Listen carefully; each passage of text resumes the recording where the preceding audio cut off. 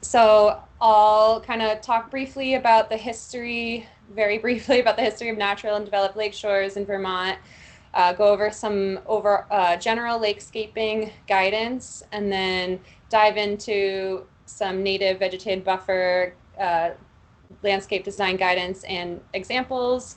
Probably won't get to the last two just because with our time frame, but show some photos.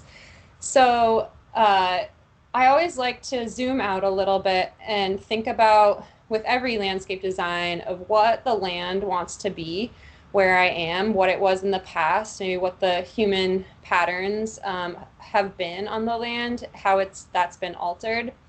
So as kind of a general rule of thumb, and this is a very broad stroke, but natural lakeshores in Vermont are typically either rocky, like woodlands, so they transition pretty quickly into a rocky shoreline into a forested woodland habitat. Or the other common thing you'll find is a wetland lakeshore, so a more gradual transition from water to land, murkier soils, wetland plants, swamps, all that good stuff.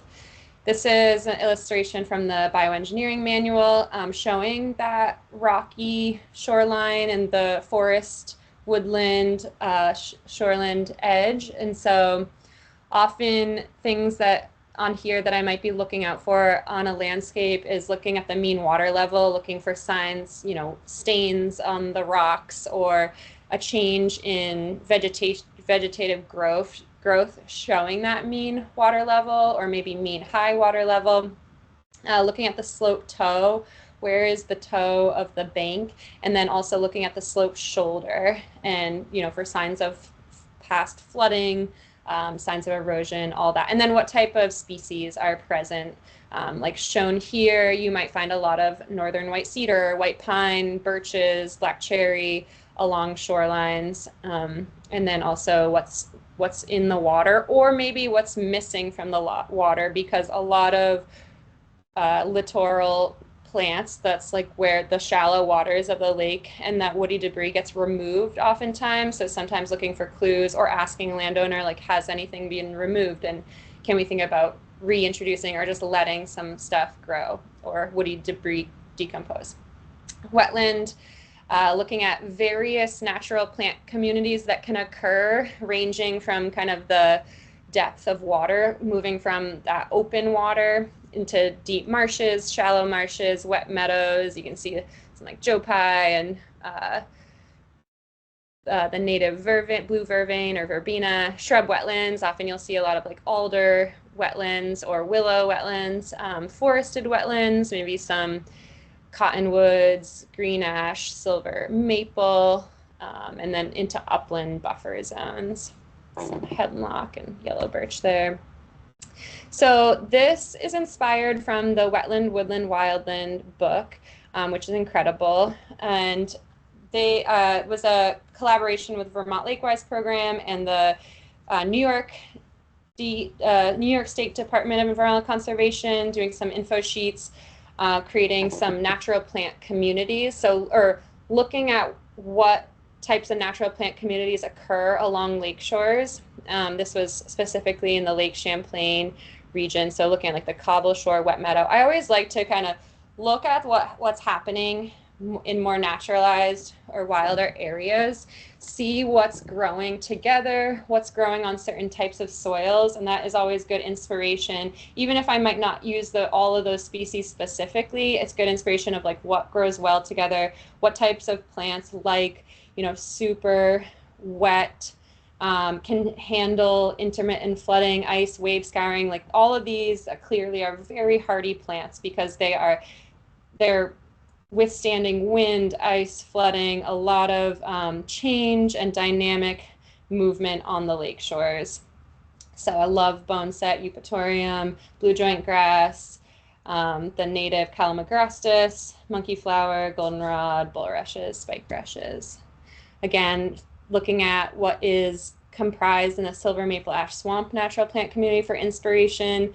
These are often plants we can find at nurseries and use in landscape design. So like looking at areas that might be poorly drained soils that might be over limestone or some other calcareous bedrock like winterberry, dogwoods, alders, nannyberry, viburnum, all that good stuff. A lot of good ferns, blue fag iris. So good way to look for inspiration. I'm going to keep going just for time's sake.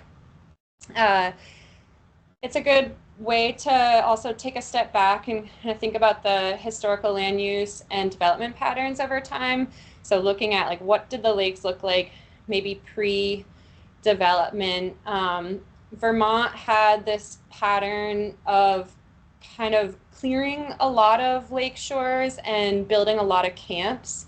And kind of unlike you often see in Maine, where a lot of the lake shores are still wooded, a lot was cleared in Vermont, more in the image of like a suburban area, not everywhere, in some places, but and that's had some really negative impacts on water quality. And so looking to the future, we want to find a balance there, somewhere where we can still live, play, work, gather on the lake shores, but also share the shore and revegetate a lot of the areas that we don't need to have open and cleared.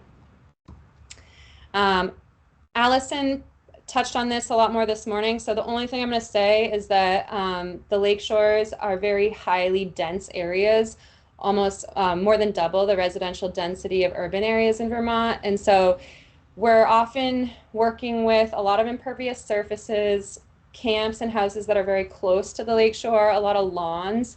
And so, you know, there's always like ideal vegetated buffers, but the more you can do, the better. So anything is better than nothing, especially with so many limitations.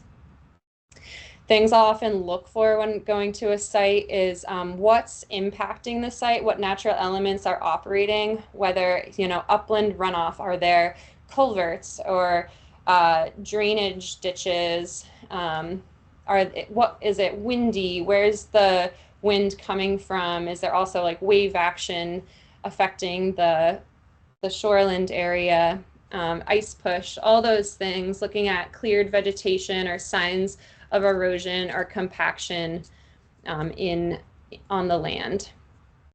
And then, so I find designing on lakeshores a really incredible place to be working as a landscape designer, because there's so much at play, and also it's a really incredible opportunity to educate homeowners about the impacts of what cleared spaces, lawns, retaining walls, you know, the fact that there is no vegetation along this shoreland here is providing no shade for shallow water species. So if there was trees and, you know, shade along the shore, it'd be helping to cool the waters. Having all this water open, you know, is help in the shallow waters, making it really warm, kind of ripe for these algae blooms shown here. But it's a really great way to just kind of talk to people. No shame, no blaming. We've all, you know, we're at this point where we've learned a lot. And so I think just moving forward and helping people get on board with renaturalizing lake shores. So I'm going to skip this because this has already been addressed quite a bit today. A little bit of a quick guide for lakescaping. This is a great example. The Vermont DEC Lakewise program and the Northwood Stewardship Center was involved in this, was at the Camp Moriarty on Salem Lake, a shoreline restoration project photo. So while I talk about my quick guide, you know where that is. And so thing to think about is, number one, if possible, minimizing disturbance. So wherever possible, staying away from, you know, digging soils, creating bare soil, open soil, and really protecting existing native vegetation, especially when they're healthy, mature trees. Healthy and large mature trees do so much for stabilizing shorelands with their deep and extensive root system, for shading, for creating whole kind of habitats, but also all other vegetation and even dead and dying trees provide a really important feature for nutrient cycling and for wildlife habitat. Another key thing is we want to think about is stabilizing the shoreline. So both in the short and long term, if there are signs of destabilization, erosion, scouring, undercutting, upland runoff, creating gullies, things in the lake, in the shoreline bank and soils. Short term could look like erosion control materials, things like the erosion control matting, coconut coir logs, just like driftwood, wood logs, like Patrick was showing. And then long term, always it's vegetation is our long term goal to establish strong, resilient. A lot of times it's woody vegetation if the natural area is a more forested, wooded area. If it's more of a wetland area, it might just be more like herbaceous wetland species, but where they can really protect the shoreline, protect the soils from being eroded, both from the lake, from flooding, ice push, wave, wind action, but also from above, so from upland runoff and impacts of impervious surfaces. Again, so identifying, managing upland runoff and erosion. Not really going to go into this too much because there's just, it's a whole nother many talks. But what I try to always be guided by is the higher up in the landscape that you can treat stormwater runoff, the better. So as close to the source as possible, that you can slow it down, sink it, spread it out, treat runoff, the better. And that's all I'll say for that so far. So, and then the kind of bread and butter is really restoring diverse, multi-layered vegetated buffers, but while also balancing views and lake access. So it's really important, you know, we don't want to just block people off from accessing the lake. It's important to have lake access and create space for interaction, enjoyment, for, you know, views as well. But what if we can also balance the health and the resiliency of our lake shores and protecting water quality? So this was that same project. You can see this was, I'm not sure what year this was taken, but I took this past summer and it's just doing so well. It's really robust and it's actually really protecting that shoreline. This was during a really high water event, I think, after the floods in July. So yeah, we want to think about lake access and how we can minimize and stabilize it while also, you know, creating pathways and gathering spaces. And then the biggest thing can really be a hurdle of helping people to embrace more wildness. So letting things be no-mow, letting things kind of turn into more meadow environments with woody trees and shrubs, and letting woody debris be both on the land and especially in the water. You know, it doesn't have to be right in the swimming hole or right in the lake access area, but maybe off to the side of a property. It's really, really beneficial for fish and other aquatic species, as well as protecting the shoreline. And then leaving, you know, all the duff, the sticks, the leaf litter is really good for building organic matter in the soil, which, as Mike was just saying, it's incredible at how much that can increase water infiltration and overall just moisture retention, protection of the soils. And then always thinking about design for succession of native plants. Oftentimes when it's a new shoreline planting, it'll be really more of a meadow quality or character, a lot of herbaceous grasses and flowers. But then once the shrubs and the trees really start to take off, it might turn into more of like a woodland area. So that's just one example of how the planning for succession and how it could change over time. And then of course, invasives, it's always can be a big thing on the lakeshore. You're very lucky if you don't have to manage it on a project, but it's really important to remove and or contain invasives where at all possible before and at the same time of getting these native plantings established. So with vegetated buffers, I always look to see what's growing on either side, but looking again, what does the land want to be? What's the natural makeup of this shoreland? What kind of natural plant communities might have been here before or are here nearby? And then, so thinking about like, in order to get the Lake-Wise Award, the buffer, I mean, there's a lot of other requirements, but the buffer has to be at least 15 feet wide. So that for me is like absolute bare minimum. In terms of or shoreline stability of the soils, that is really a minimum. Really, you want more of like 35 to 50 foot wide naturally vegetated buffers to stabilize lake shores. But again, anything is better than nothing. Something I always try to integrate is thinking about how are we going to shade the shallow water. So some maybe smaller to medium sized shrubs or small trees like alder or serviceberry or willow that are going to grow out over the waters. You can see cedar, northern white cedars are very adaptable to many soil conditions and shallow soils and can grow out over the lake. And then, you know, woody roots being those having super high tensile strength roots that'll really effectively hold soils in place and prevent erosion. Leaving natural topography where you can. All those humps and dips are helpful for slowing down surface waters and soaking them up. So if you can avoid kind of just, you know, flattening everything out, that is good to allow for some like little humps or little swales and berms slowing things down. Different ways to establish.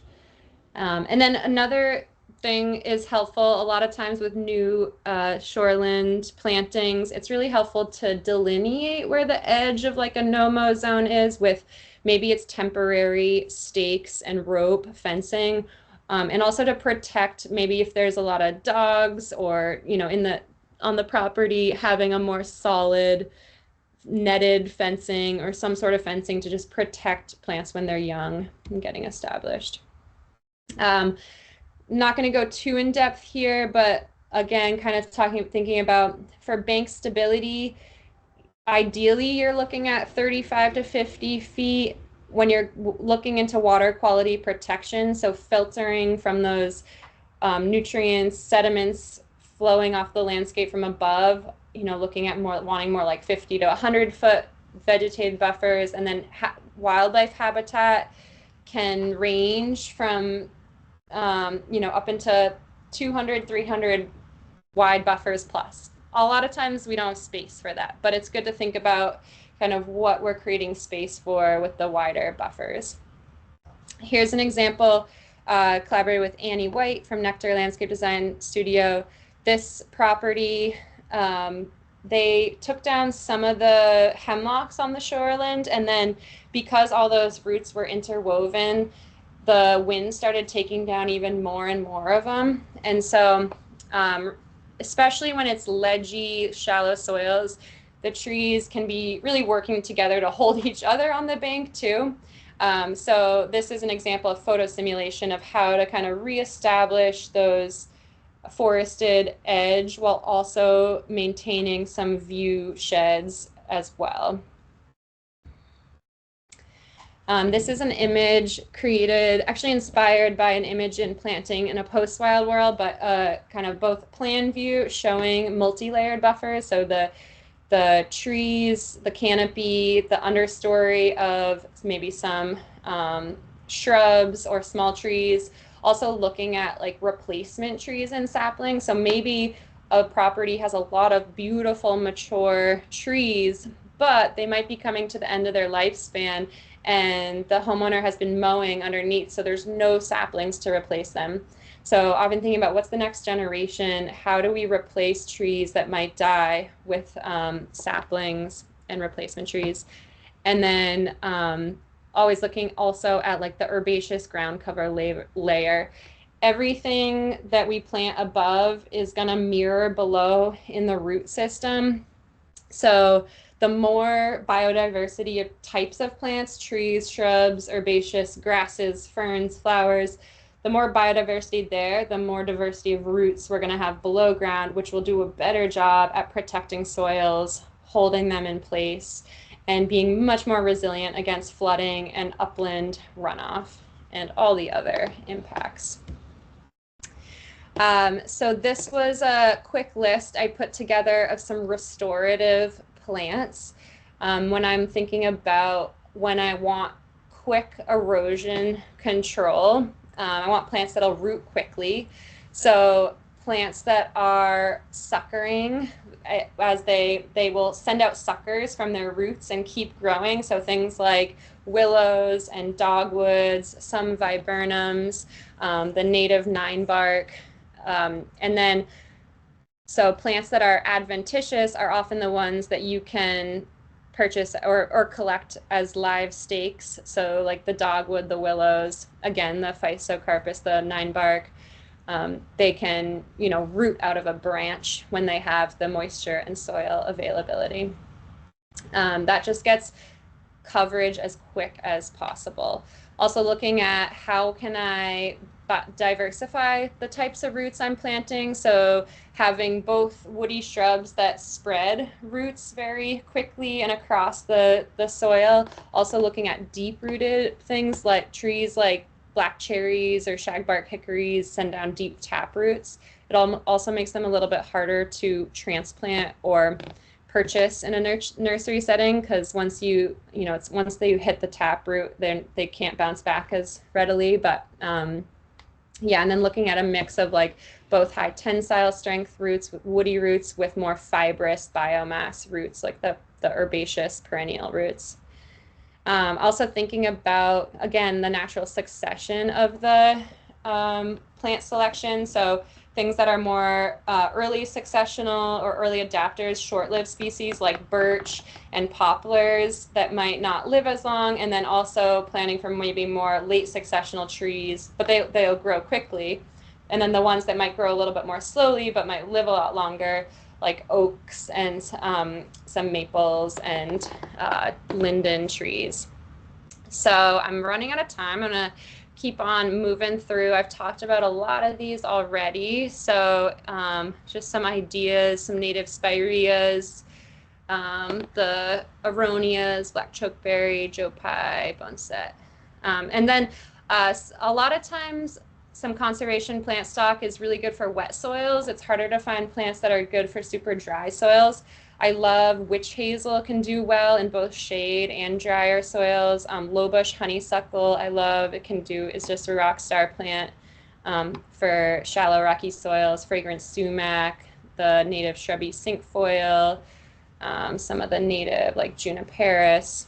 Gray dogwood is one of the more drought tolerant dogwoods.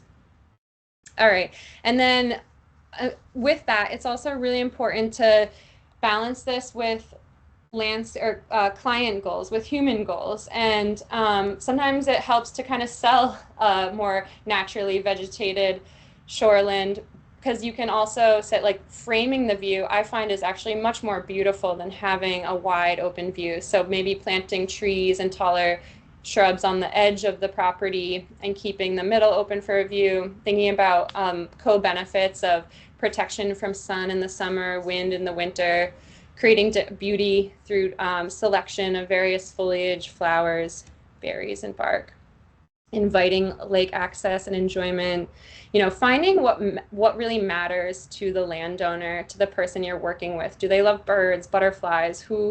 Do they love turtles? Or like what can we create habitat for, try to bring into the landscape? Maybe it's fragrant cut flowers or different edibles and herbals that can be integrated. Another photo stimulation. So these are some project examples, both of like landscape design drawings. This is to show that it can be pretty simple to come up with a concept. So like here's like a bubble diagram, concept design on the left. And if you don't like drawing, doing some photo inspiration or precedent project images with callouts from different areas of the landscape, ways to communicate this to landowners. This is a project on Lake Eden, replacing this whole lawn with a naturalized buffer. This is kind of a hybrid between a concept and schematic plan. I like little illustrative drawings. This was the plant list. Gonna keep going, before and after. This was a volunteer planting See, we marked off with temporary fencing the no-mow zone, and then this is a very young no-mow zone with planted trees and shrubs. That was with the Lake Eden Association. This one was with the Caledonia County NRCD, Vermont Youth Conservation Corps, establishing some vegetated area, buffer area where there was just lawn before. This is the Federation of Vermont Lakes and Ponds Lakescaping Guide that has some ideas for planning, planting, plant lists, all the things, some infiltration steps. This was Federation of Vermont Lakes and Ponds. This was last summer, again, Caledonia County NRCD, Vermont Youth Conservation Corps. And so I'm just going to keep going through. These are some resources that might be helpful. This is Common Problems and Bioengineering Solutions in the manual. And then, yeah, we're up against time, so I'm just gonna go go through this project. And if you have questions, I can chat about it more after. But I think I'm gonna wrap it up here because it is 2:30. Yay! Okay, thank you all for listening. Yeah. Kind of to wrap it up, thinking about mimicking the natural shoreline, but making it fun, accessible, beautiful, embracing wildness and helping others to do the same, and then also thinking and planning for natural succession. And no bare soil, covering everything, building organic matter and plant material. Awesome. Thanks, Holly. I love this. You get a buffer. Everybody gets a buffer. That's funny. You get a Um, buffer, everyone. so there's no questions in the chat. Did anybody in the room have oh, there's one. Do you make your graphics available for a fee for educational purposes? I would probably give it to you for free for educational purposes. Yeah, reach out to me. I'm all And for. a lot of Holly's designs are in publicly available, or Yeah. her drawings are available in like our bioengineering manual, that Lakescaping guide from FabLab and other places also. Our likewise fact sheets are also designed by Holly. So Yeah. Yeah, so reach out to me and I would, yeah, let me know what it's for, and I'd be happy to share things if it helps to help with getting the word out. Um, yeah. any other questions from the group here? Oh yeah, that was Bridget.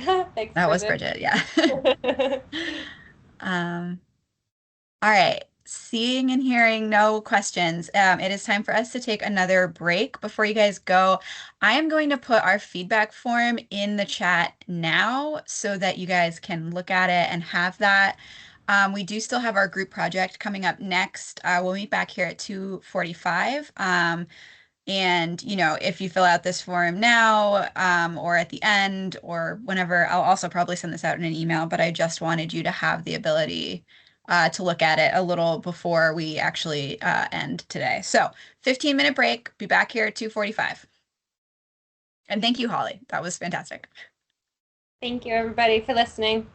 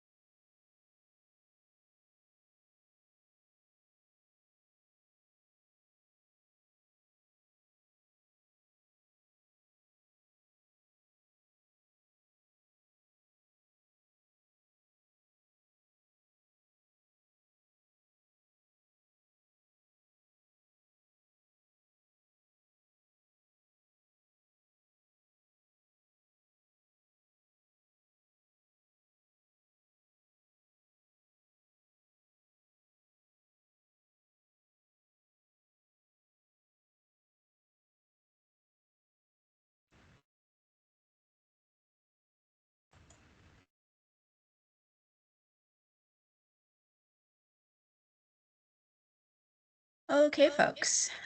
We are back from our break. It's 2:45, and we have our last topic for the day, which is Laura and I going over some project scenarios. Usually when we do this in person, we give the different groups uh, the project scenarios so that they can go over them in small groups together, and then we kind of come together at the end to talk about the answers. Over the years, we've kind of found that doesn't really work that well over Teams. So instead, we're going to kind of show the whole group each scenario and kind of talk our way through them together.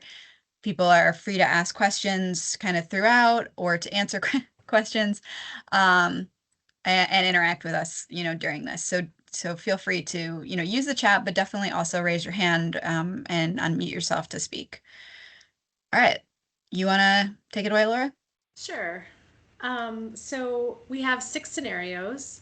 I'll jump into the first one. Some are kind of more concerned with shoreland development type projects and kind of touch on some regulatory type things, and the others are more shoreland restoration focused, and Allison will handle those. Oh, and I do want to just say, if you want to put ideas in the chat, that's great. I'm in presenter mode, so I can't see the chat. So Allison, if you see people, put their ideas into the chat, feel free to read them out. Sure. So this drawing, I'm not a professional drawer in any way, but this is kind of an amalgam of a very common scenario I see on southern Lake Champlain, where the property was part of a large agricultural property and it's been subdivided, and it has previously been cleared and was, either orchard or hayfield or pasture. But the steep first 100 or more area of the shoreline just remains forested, mostly because it was so steep and inaccessible. So these parcels have gotten bought up by people. Often they can be on the larger side when it comes to shoreland properties. They're mostly cleared, but have a pretty good amount of vegetation down to the shore. In southern Lake Champlain, the soils are very clayey, and so you tend to see some gully erosion in those areas, on those steep slopes. And then they typically have like an open rocky beach that's pretty flat. So this is kind of my example parcel. The place where you would expect building to happen is actually quite flat, and then it's very steep. So in this case, this is somebody bought this parcel and they want to put a house, a garage, and a driveway. And they also want to deal, and access to the water. And then they also want to deal with this bare soil and gully erosion that's happening on the steep slope. So my questions to you are, where would you want to put this new house, garage, and parking area? And what kind of constraints on the site would you be concerned about? In looking at this, this dotted orange line represents the 100-foot setback, and this thicker orange line represents the 250 setback from the water. So that's the edge of the protected shoreland area. There's a lot of space. This parcel is not particularly constrained by the percentages of the Shoreland Protection Act. So I would probably construct a home outside, like set back a ways from that steep bluff to reduce the pressure, the development pressure from that steep slope, and probably plant vegetation, and just to kind of slow water down more before it goes over this slope. Can you see my cursor, Allison? Yep. Okay, so I would kind of imagine directing development to either side and not right in front of this gully and bare soil area. I don't know if anybody else had any other ideas in the chat. Nothing in the chat right now. But So, really, Oh, someone has said driveway adjacent, try to utilize existing impervious area and parking. Yeah. And then somebody else has looks like a question for you. How do town zoning setbacks fit into what is required for parcels that may have a constraint between the two regulations?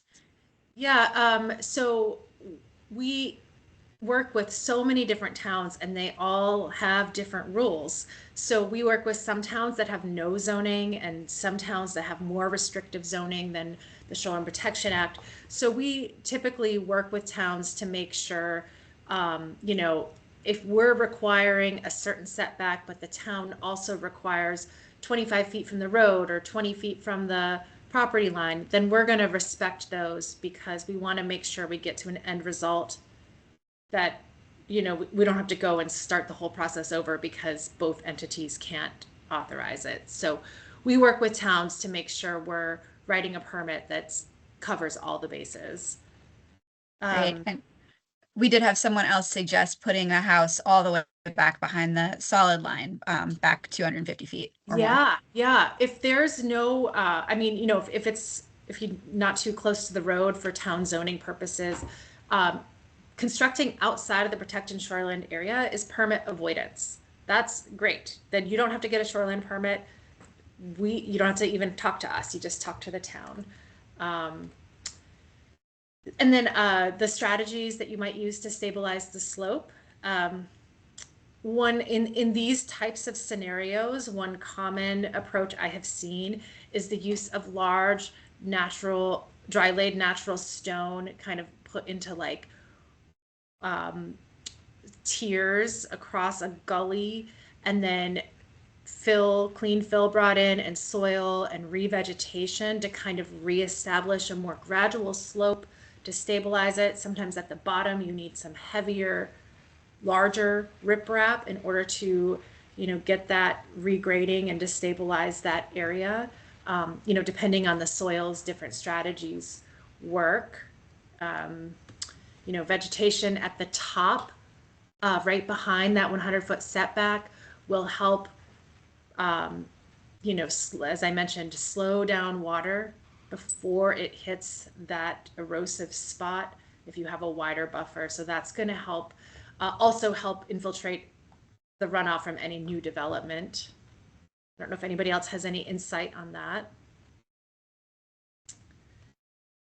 And then as far as permitting, any new impervious surface for the structures, the driveway, the parking area, a garage, etc., that would require a shoreline permit.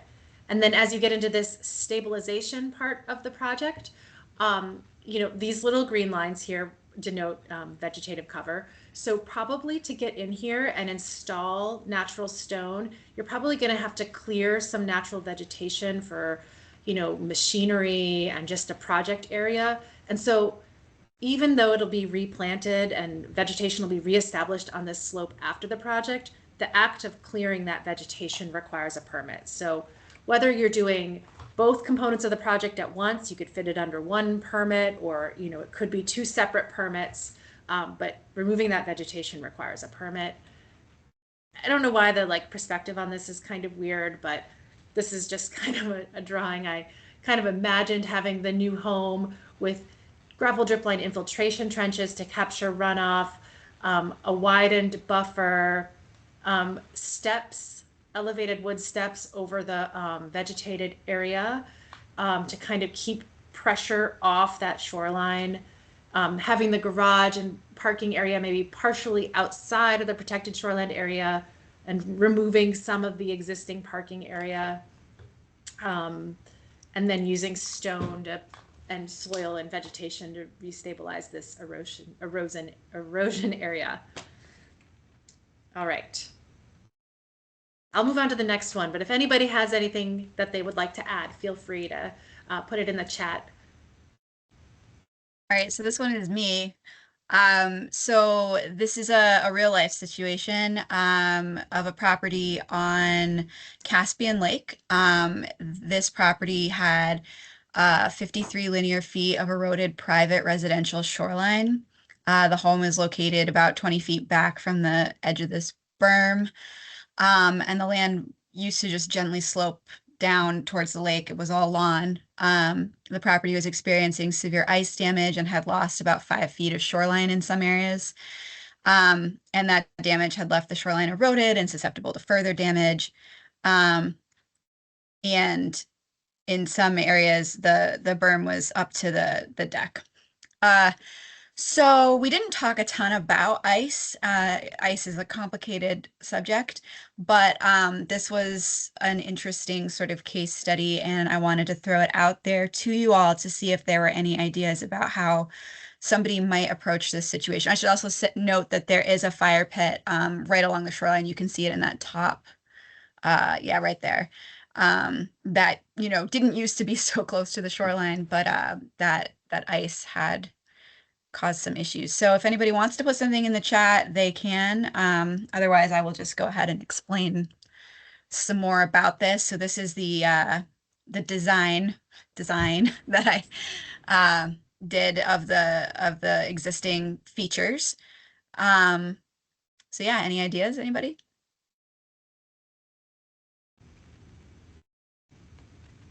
I don't remember if we need to go to the next slide or not to start talking about the answers. I think, yeah.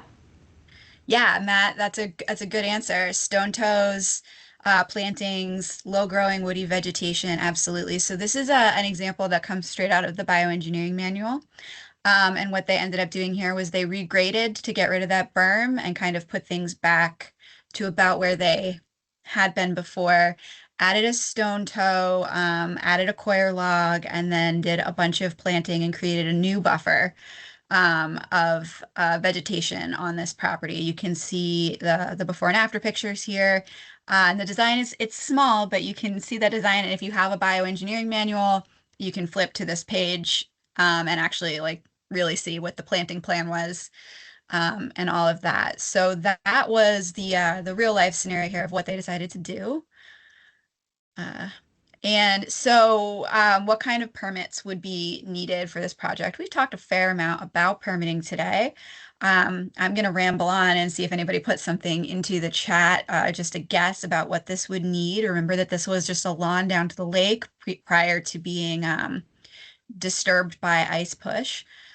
However, if you think back to Laura's presentation this morning, anything you have to do in the water is going to require, yes, Jennifer, great, an encroachment permit. Yeah. So the stone toe that you would have to add to this project would require an encroachment permit, but it would not require a shoreland permit since they didn't remove any vegetation. So the next question was sort of about plants and landscaping you would use. Somebody already answered low growing woody vegetation. That would be great. This looked like it was a mix of you know, shrubbery and smaller plants. I'm pretty sure that the landowners wanted to preserve some of that view and some of that access down to the lake with some of those larger plants along the side. And again, you can refer to the bioengineering manual for the exact planting plan. Tom said might need a DRB review from the town, and Tom's learned a lot about permits. You're right. There might be some other permits that this would require. I am only really looking at shoreline permits and encroachment permits, but you're right. Always check with the town and any other types of reviews that a project might need. All right, maintenance for these kinds of projects. I know that maintenance has come up in a couple different presentations today, but what maintenance would something like this need? And I'm going to spoil this a little bit, but I think it's pretty much the same answer for all three of my designs here. When you're putting in plants, you have to make sure that they get watered. You can't just put plants in and walk away from a project. So these plants needed to be watered while they're establishing, and you need to monitor the site for signs of erosion and for invasive plants. If erosion occurs, that area needs to be stabilized and reseeded, and invasive plants should be manually removed. So it is really important, and I know everyone else has pretty much said it, but monitoring these properties and these projects, it needs to happen in the first couple of years as it establishes, and as that vegetation grows back in, you can not pay such close attention to it over time. Oh, and so could this project be used for phosphorus reduction credits? Or another way of asking that question is what kind of funding source would be used for a project like this? It's kind of a tricky question, especially if you didn't go to Angie's presentation this afternoon. But the answer for this one, unless anyone wants to guess, the answer to this is maybe. This might get you some phosphorus reduction credits. This is one that I would suggest, using that interim phosphorus calculator and seeing.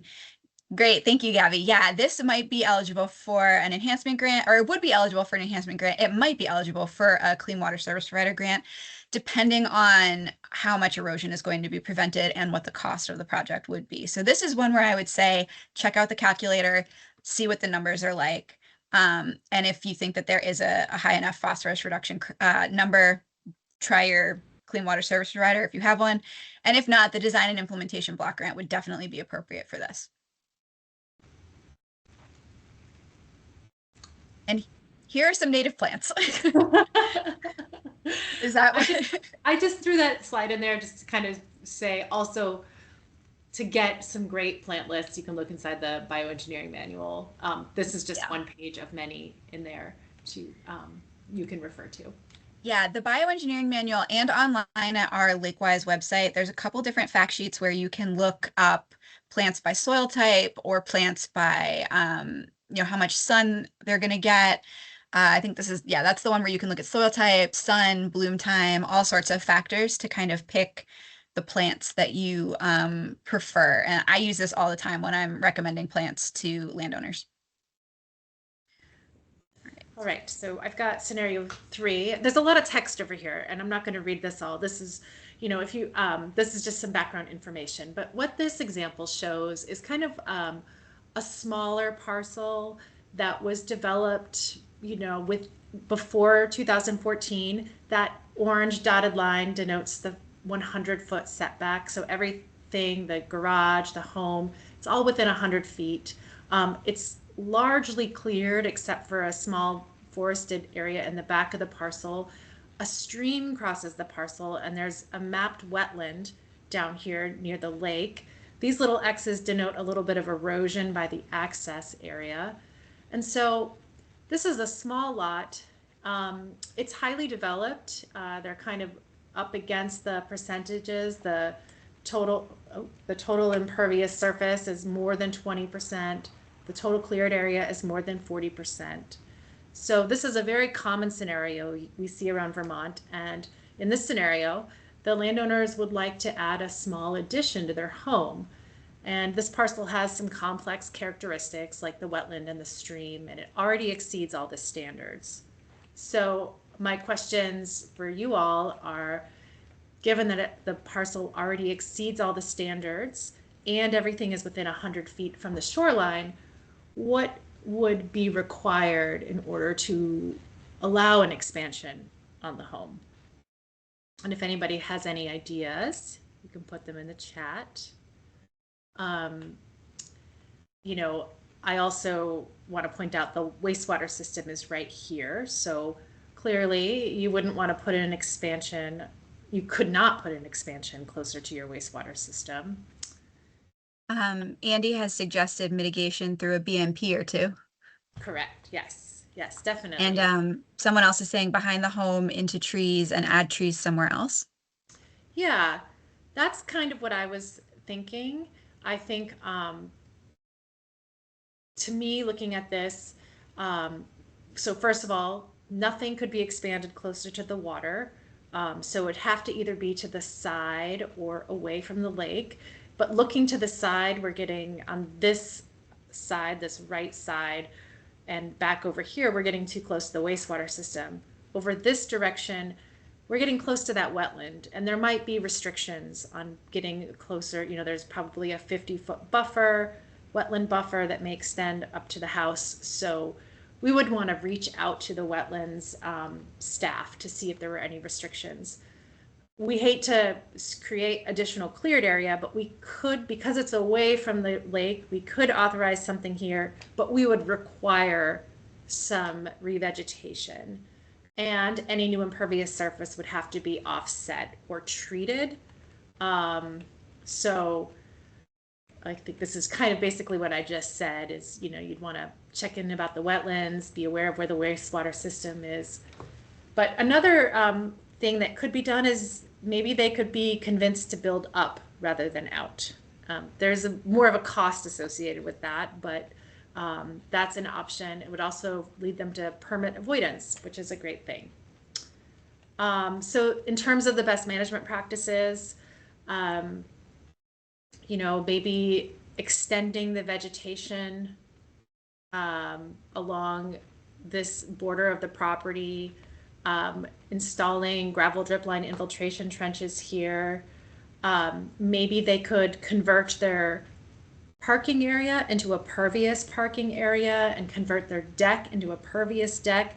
These activities would help offset their total impervious surface on the parcel. So they would have to probably demonstrate that they could install several practices in order to get a permit, but this is a project that we could work with them on. And then, if this moderate erosion near their dock, when you see something like this right around the access area, often it can be because there's not really a defined pathway and there's a lot of trampling coming from every direction. So, having a more defined pathway and kind of adding vegetation. The answer is almost always add more vegetation. Add more vegetation around the dock area and have a defined pathway might really help some of that erosion. Depending how steep it is, maybe a little bit of natural stone would help key it into. Here's kind of just a little example of those aspects. There's no one right answer, but these are kind of some of the opportunities in order to get this project permitted. Right. I'll pass it back to you, Allison. Me again. Okay, this is Joe's Pond, and this is landowners wanting to remove a failing retaining wall and replace it with some natural shoreline. A little bit of a spoiler, you may have already seen this design once today. So if you've been paying attention, you might actually know what the answer was for this property. But so they want to remove their retaining wall and the concrete behind it. It's about a 2-foot high retaining wall in a pretty shallow cove. It's got lawn behind it. And so, yeah, what do we think we could do here? What happens if you remove a retaining wall and you don't want to replace it with a retaining wall? Oh, these are some pictures of said retaining wall. And just what the area looked like. So it's got a little bit of shoreline vegetation already, and it's got a dock attached. Landowners probably want to preserve access down to their dock, maybe preserve a little bit of the view. Michael, armor with the stone toe. Yes, a stone toe is going to be very helpful for this project. You're going to want to regrade stone toe plantings. Holly did this design. Yep, natural stone toe, coir log, or D-block tiers. Yeah, so that was the other answer I was trying to get to, was whether or not encapsulated soil lifts could be used for a replacement here. I think that this one might have been a little too short for encapsulated soil lifts, but other retaining wall removals could maybe be encapsulated soil lifts. In this case, they just regraded, added in that stone toe, and planted behind it. Were there any other site or design considerations that needed to be taken into account? I really wrote these questions thinking that you guys would be answering them. So if there were any, it might be, what are the landowners' preferences? Are they trying to preserve a view and access? I think they probably were. Is there anything else close to the shoreline? Would any vegetation need to come out? Where's the wastewater system? How's the access down to the water? All of those are things that need to be taken into account when designing these projects. And could this project be used for phosphorus reduction credits, or what funding sources could be used? Does anybody want to hazard a guess on this one, or should I just tell you?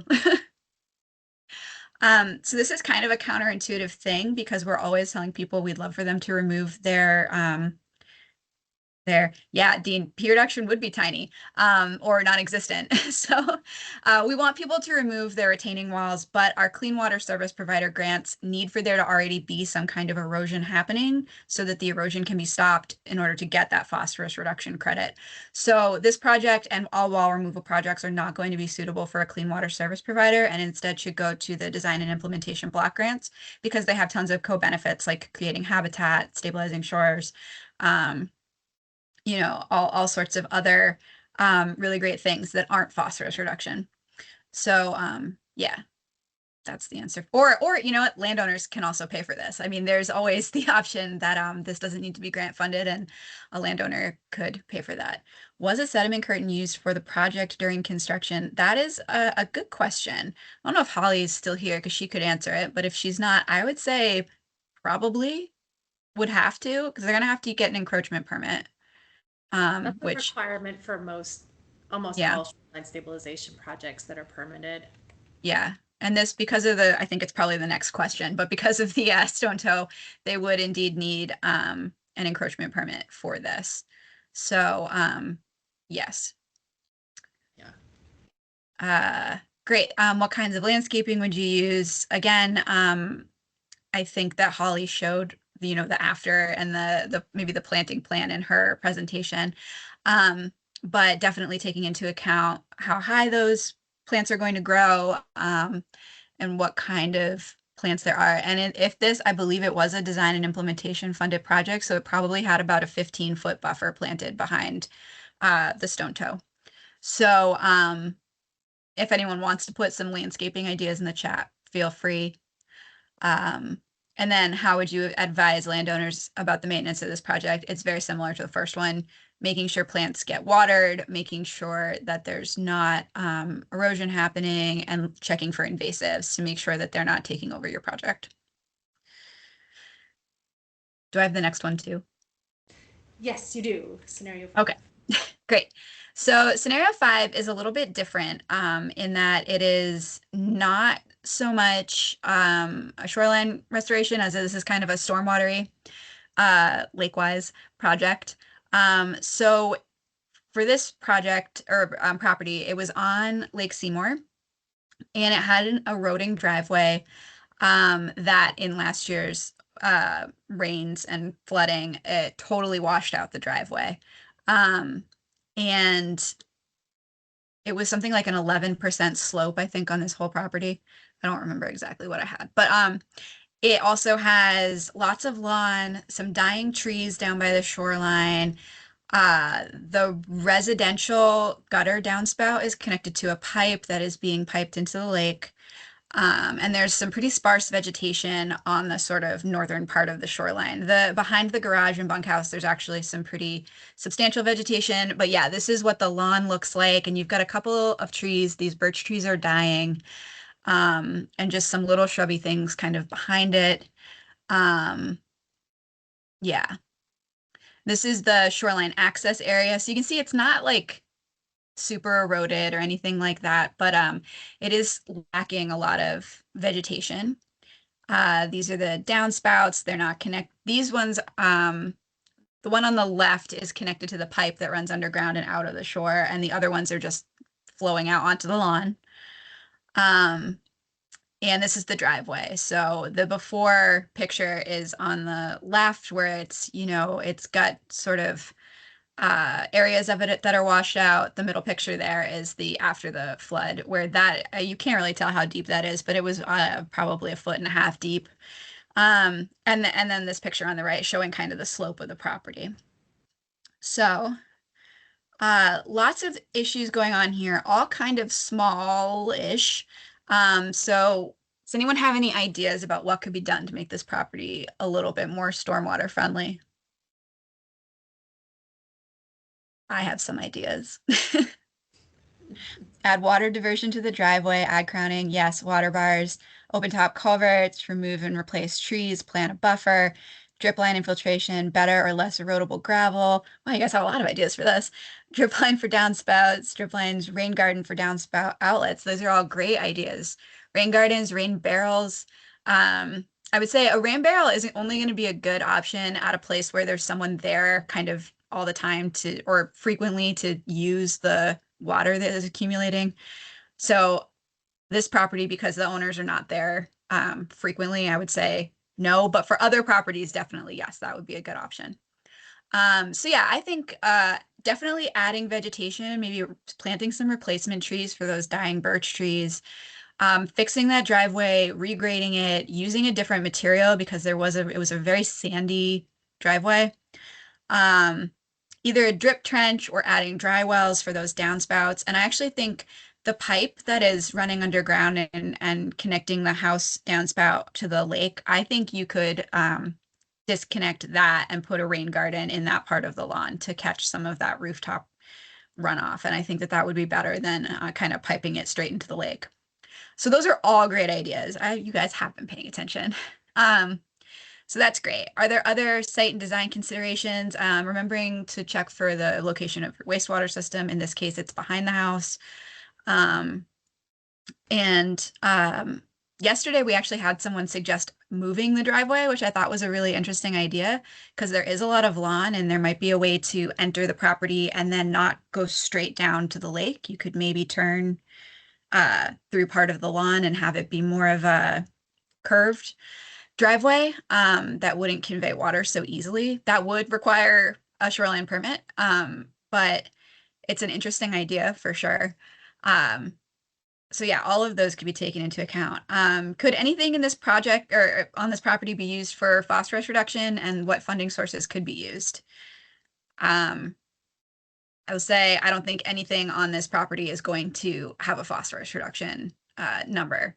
Even the rain garden is like an eligible project type, but I don't think it would have a high enough phosphorus reduction. So this could be a design and implementation block grant project, or more likely, these are all sort of lake-wise practices where a homeowner might be inclined to pay for their own sort of property maintenance. And in this case, the driveway repairs, open top culverts, and some vegetation for those open top culverts to convey water into were put in and were paid for by the landowner.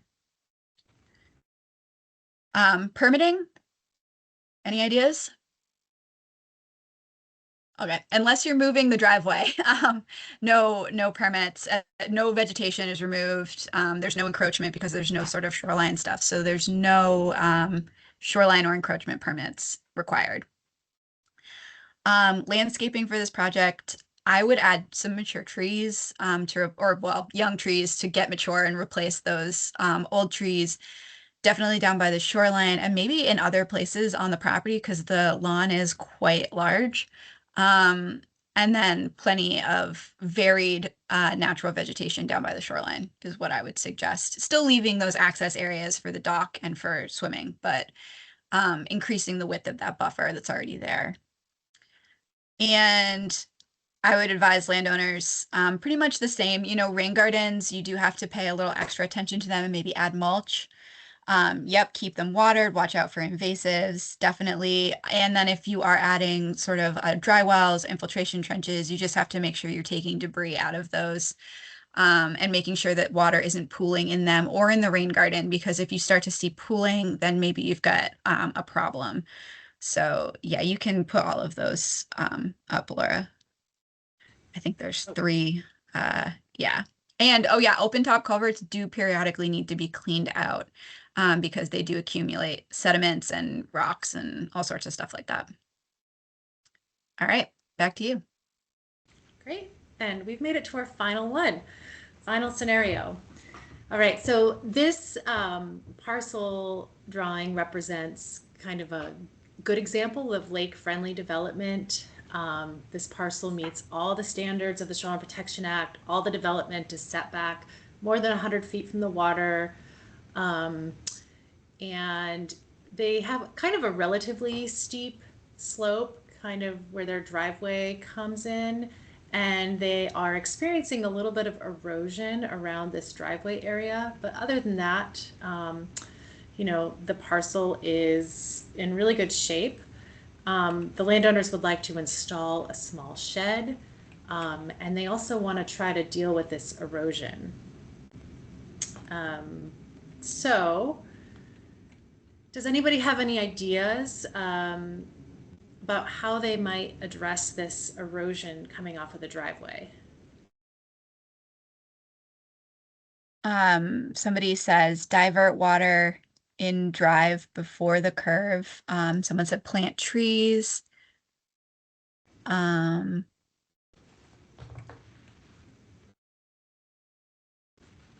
Yeah, yeah, I think, you know, that because this area is kind of steep, it's probably just channeling a lot of water down this way. So there could be outside of the protected shoreline area, some diversion happening. There could be some re-sloping of the driveway to get water to shut off into the vegetated area, or vegetative swales could be used, or some sort of infiltration could be on this outside ring, and vegetation could be expanded. So there are several ways, kind of depending on the slope and what, you know, what the characteristics of the landscape are like, about that this water could be managed better because to address this erosion. If the driveway were to be reconfigured, maybe to have not, you know, just a different shape, then that would require a shoreland permit, but that's something that would likely be able to be authorized since the parcel meets all the standards. Somebody is Oh, suggesting replacing the paved driveway with permeable pavers. yeah, that could probably help too. I'm not sure about how well they work on a steep slope. I'm not sure, but anything to kind of like slow down the flow of water across that driveway would be really helpful. Somebody else asked a question. Installation of water bars on a paved driveway would be a tricky business. Diversion swales and ditching might be more appropriate here. Yes, yes, that's true. Right, on a paved driveway, the yeah, water bars they in those kinds of scenarios you see them more like speed bumps, and people probably don't want that. In dirt and gravel roads, the water bars can be less obtrusive to driving over them, more like the open top culvert type. And then if they wanted to put in a shed, you know, this parcel again doesn't have a lot of space constraints. You know, this is also where you'd want to think about practically where they might want the shed, just because, you know, if they want to use it to store stuff that they're going to use at the water, they might want it close to their stair access. So as long as it's more than 100 feet back,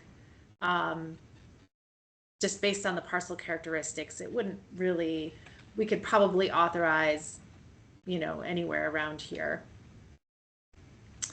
You know, they'd probably want to avoid the trees, avoid cutting down trees.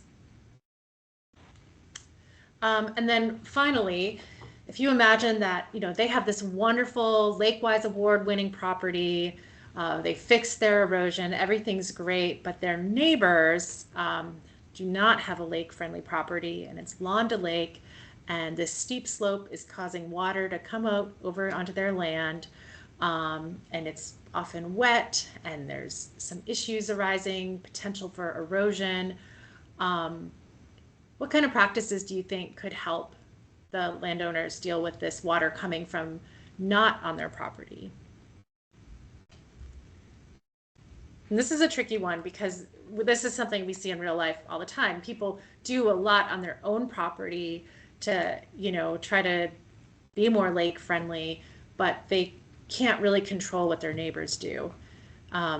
You know, and it's tricky and sensitive to talk to your neighbors about these things, because you want to have a good relationship with them. So maybe some neighbor to neighbor diplomacy can help a little, and education, and can refer them to get a Lakewise assessment. But you know, I kind of envision that maybe establishing a little more vegetation on here might help slow the water down, maybe having some sort of bioretention area that can capture this runoff. And they might see you installing it and be like, what are you doing? You can say, well, we're capturing all this runoff coming from your giant lawn.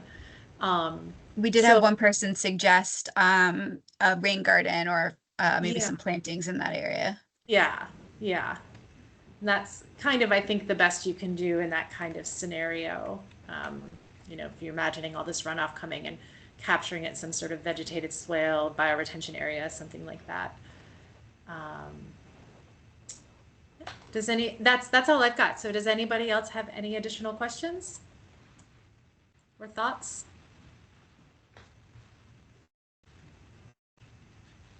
Last chance to ask questions because it looks like we're going to end a little bit early today. So if you've got anything, now is the time.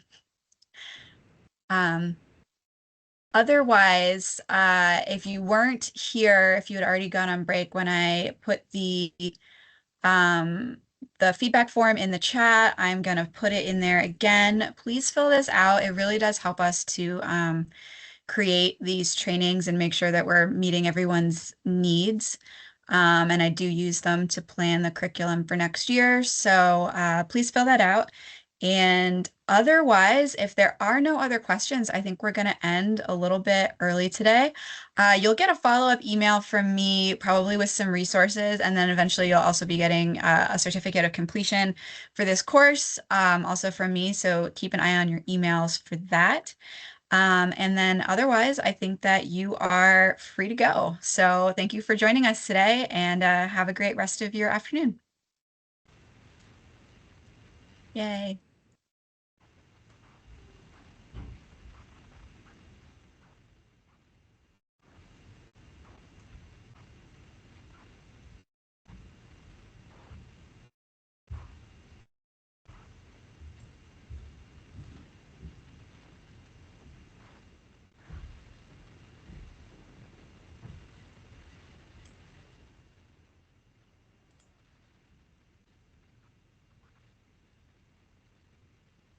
Hi guys. Hi, Lucas. How are you? I'm good. That was Hey, great. Lucas. Misha didn't want to come by. And Misha's like on vacation. I mean, he's Is it? not, but he's like leaving. Yeah, last time I talked to him, he's like, I have all these vacation days that I want to use. And He's going to he's like, like man, go take Ecuador, vacation. I think. Yeah. Is Is he? it Oh, Ecuador? good for him. Yeah. That's the life of a dink, right? Doubling chin, Yeah. no kidding. Jet setting off. You can just do that. Yeah. Yeah. So hope you How are you, enjoyed Laura? the I just training. talked to Yeah, no, it was good. It was good. Good. It's a good like refresher for me too, especially because I mean, doing the whole other side of like development implementation block grants, like for that, we are applying for a WOV grant for which project for those Lakewise projects. Mhm. We're gonna do that one, and then we're gonna do the DEC DIBG grant, and just send it out and try that. But we talked to Lincoln to do like those QUISP projects, Mhm. and it was just like we were just like we can't do this. Yeah, the quiz projects have to have a lot of phosphorus reduction. So Right. yeah, for lake stuff, DIPG is usually the answer. Yeah, I'm eager to try to get going with them and see how we do. Yeah, well, good luck. Yeah, Here to right. help if you need anything. Yeah. But yeah, I'm glad this is over. I'm glad we're done a little early. It's been Yeah. so sunny here all I day. know. I've been like, why am I sitting here? Yeah. No, I know. It's been kind of brutal, but yeah. Yeah, it Glad has been to really be nice done. just looking out in I know. I think Burlington. I'm I'm actually gonna looking try over to go into outside. Winooski right now. How's the office been? Good. Yeah, I feel like, well, we weren't in Are you for still quite going some in once time. every couple weeks? Yeah, I feel like it's like been like it's once a week this January, just because we have other stuff going on. Mm-hmm. So yeah, it's a lot, but Yeah. no, it's good. Everybody's good, I think, as Yeah. far as I know. Right. Laura, I'm Have you ever seeing heard of? your name on a ton of like documents at the NRCD, just Oh, like you legacy have? documents. Yeah. Well, that's funny. I know. Are you doing Envirothon? Are you doing one of the? Are you volunteering as one of these station leaders for Envirothon?